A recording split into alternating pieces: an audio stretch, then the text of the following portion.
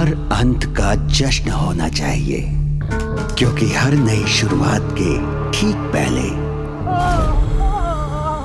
अंत ही होता है।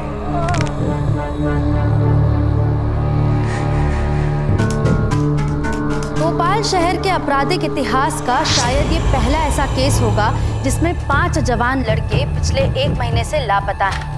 अब हमारे सूत्रों से मालूम पड़ा है कि उन्हीं 5 लड़कों में से किसी एक के घर पर उसी का फोन पहुंचाया गया है। वीरेंद्र के फोन की लास्ट एक्टिव लोकेशन इन्हीं जंगलों में ही दिखा रही है। भाई सुबह से लेके शाम वो अपनी गाड़ी से नहीं उतरा यार।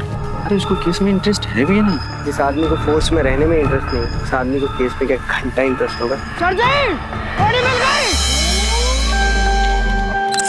सब कुछ किसी पहेली की तरह है। That's why I want Mansi and her team in this case. हम सभी एक बड़ी सी पहेली का एक छोटा सा टुकड़ा है। निधि वाजपेयी 3 साल पहले अपने माता पिता से लड़ाई के बाद घर से भागी। जिंदा या मुर्दा फर्क नहीं पड़ता। आनंद नाम के एक लड़के ने अपनी प्रेमिका संगीता को इसी तरीके से रेप कर जला दिया था। वो तभी से फरार है।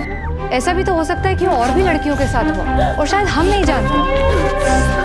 निधि के अलावा ये वो 9 लड़कियां हैं जो पिछले 5 सालों में अपनी मर्जी से घर छोड़कर गई। इन सब के अलावा ये 10वीं लड़की है अनुराधा त्यागी। इन लड़कों के गायब होने के ठीक 3 दिन पहले अपना घर छोड़कर गई। नित्या रुक जा, नित्या आगे घना जंगल है, खो जाएगी तू। दीदी आओ ना, तुम कितनी डरपोक हो। तुमने ढूंढा क्यों नहीं मुझे?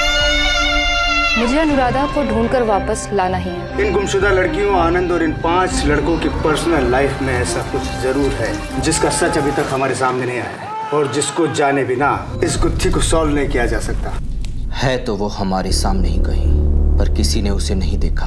सब उसे मानते हैं पर जानता कोई नहीं, पर वो है और हो सकता है शायद इस वक्त कोई उसकी हैवानियत का शिकार बन रहा है।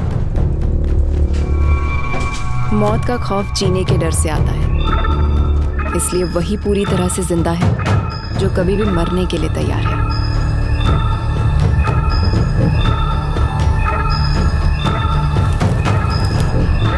जो कुछ भी तुम्हें दिख रहा है वो तुम्हारा भ्रम है।